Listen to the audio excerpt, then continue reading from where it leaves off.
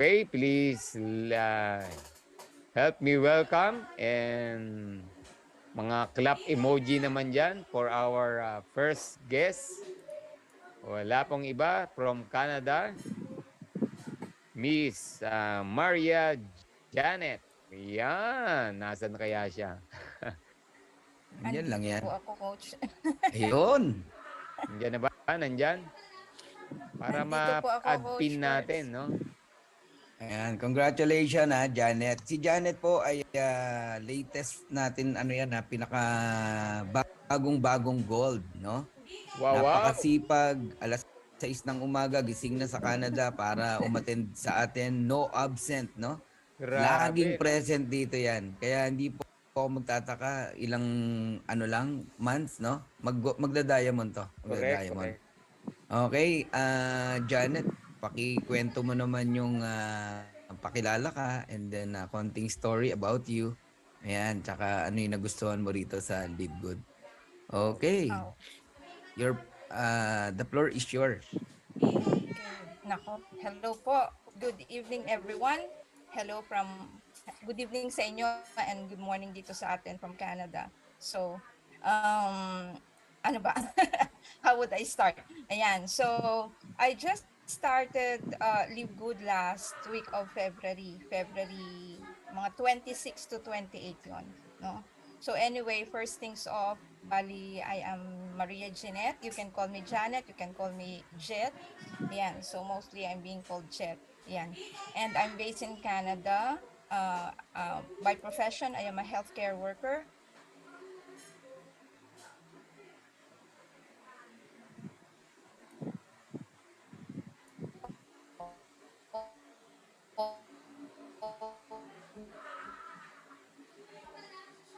So, I'm also to sales acting. So, meron tayong konti. But I'm just like you, an average person na naghahanap ng side hustle because I believe in multiple source of income. And at the same time, from the moment na natutunan ko ang networking and its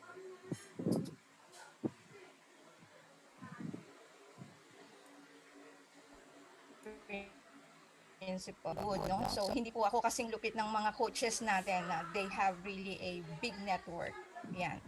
So joining Live Good is really sa akin a game changer. The reason why I joined, nung in-invite po ako ni Coach Harold, actually hindi ko pa yan pinansin because I just had a little, not really scam, pero ganun na rin yon. May mga history of that. So nung in-invite niya ako, hindi ko muna siya tinignan. And then, maybe like after 3 days or 4 days, sabi ko, i-check ko nga itong sinend ni Coach Harold. So, when I came to check it, nakita ko familiar yung voice. So, it was our CEO, Ben Glinsky. And I joined not because of the Complan muna, kasi hindi ko pa naintindihan, but I joined because of the CEO. So, the reason why I am telling you this, yung mga nagda-doubt po dito, especially the first-timers, no, Ben Glinsky, as discussed by Sir Kurds kanina, very, merong very credible reputation. I joined his company way back 2016, yung SBC, and we never had a problem sa payout. So, yung system niya, maayos. Yung payout niya, maayos. We were doing Payoneer. So, pagdating sa credibility and reputation ng CEO, walang problema. Kaya yun yung reason kaya nag-join ako. So, pangalawa, I studied the Complan, and nung chinek ko yung Complan, it was very simple but very lucrative. So, yun yung isa na nagustuhan ko siya. Very doable. And nung sinabi ni Ben Glinsky sa video na it is for everyday people. It is for single moms na naghahanap ng extra income. So I was a single mom before. So yun yung mga nag-ring a bell sa akin. And then yung 5-minute video na yon at saka yung pinapakita sa presentation, if you have to dig that, makaka-relate yung marami sa atin, no? Pag sinabing everyday people, ibig sabihin hindi mo kailangang maging magaling para gawin ito, 'di ba? So, sabi nila, even the simplest people, hindi mo kailangan maging networker para gawin ang Live Good. Yan. And the reason why I do Live Good, bakit ko naisipang gawin ang Live Good? Well, I am on my, I call myself as a baby senior. I am 53 years old. So, syempre, dito nag-iiba na yung rason mo na gagawin yung negosyong to. Aside from the hustle, aside from having our own DPSY, so, ang sa akin is also for the retirement income. Kasi nga, 53 na ako. And syempre, hindi naman tayo laging malakas, hindi ba? So, nakita ko ang Live Good as very simple nga at saka ang dali niyang gawin. Kung talagang pag-aaralan niyo siya, madali siyang gawin. So, it is for retirement income. Pangalawa, yun yung priority ko, yun yung pinaka basic reason bakit ko gagawin ang Live Good at bakit ko ginagawa. Now, as I go along on my first month, no, I encounter people, I reconnected with friends na hindi ko nakausap ng matagal. And there was this person that I dumped in, she is a cancer patient. So, mas kailangan niya to di ba? So, maraming, actually, isa lang yan sa mga kwento. Now, I have another second reason kasi bigla na lang nag-stage 4 siya. So, andun yung I have a soft spot for helping people, no? And ang pinaka magandang gawin mo dyan, pag tumulong ka kasi you have to be also somehow eligible para tumulong. Kailangan tulungan mo muna yung sarili mo, kailangan financially free ka para makatulong ka din. So, yon yung pangalawang rason. So, dito sa Live Good, habang tumatagal pala, mas nagiging mabuting tao tayo. We share the blessing to others. Yan. And also, at the same time, I also encourage everyone na gawin din yon, no? So, dito, dahil sa lucrative plan, dahil sa simple but lucrative plan, mababago, maa-upgrade yung lifestyle natin. And when we speak of lifestyle, hindi lang yung magta-travel ka, yung lifestyle na magkakaroon ka ng time freedom and financial freedom, which is yun yung matagal nating hinahanap na, di ba? Even in the other companies, sasabi mo, bakit mo ginagawa ito? Bakit ka gumigising tuwing umaga, di ba? Kasi gusto mo ngang gawin ito for yourself and for your family, hindi ba? Ayan. So, other than that, ano pa ba? May kanya-kanya po tayong rason para gawin itong negosyong to. Yung sa akin, personal lang po yon. Yan. So, I don't want to take so much of your time dito, pero yun yung personal na mga reasons ko, and I know you have your own reason. Ngayon, ang importante po dito, bakit nyo gagawin ang Live Good? Unang-una, umpisahan mo sa sarili mo. Kailangan kumbinsihin mo yung sarili mo na ito ay nasa magandang company ka. Maniwala ka sa plan, maniwala ka sa company, maniwala ka sa team, maniwala ka sa mga nagsasalita dito. Andito na kami, makikita nyo yung Zoom, we have 712 and this speaks volume. So kung bakit andito ang 712, magtaka na kayo, 'di ba? There must be something good in Live Good. Ayan.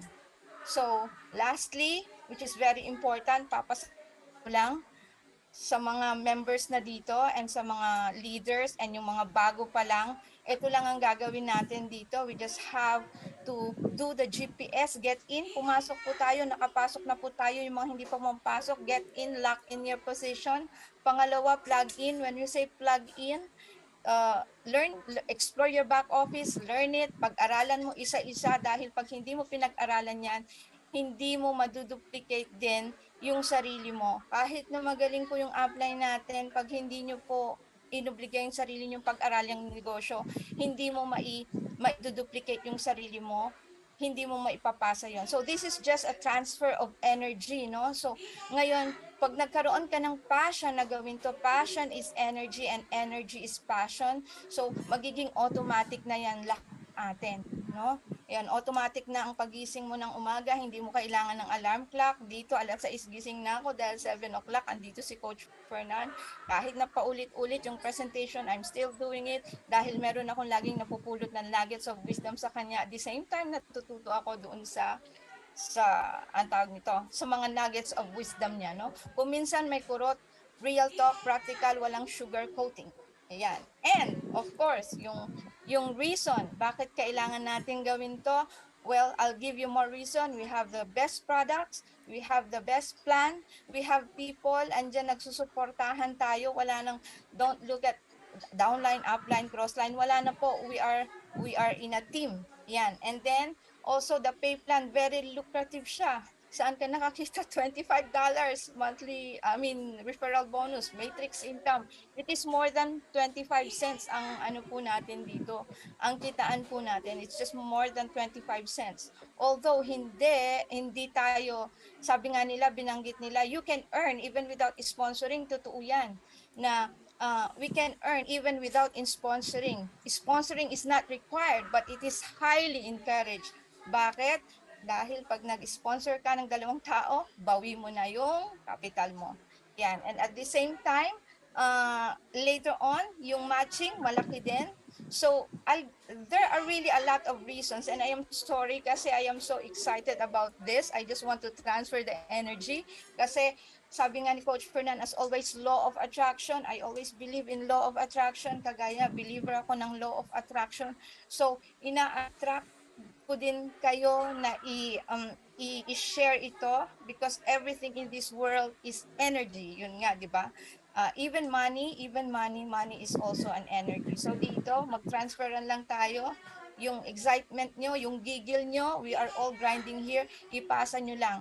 Ayusin nyo yung sarili nyo na maging energetic kayo dahil pag nakita ng tao na kausap nyo, kahit hindi mo pa dinidiscuss yung marketing plan, mapapa-join mo dito dahil alam mo ang sinasabi mo.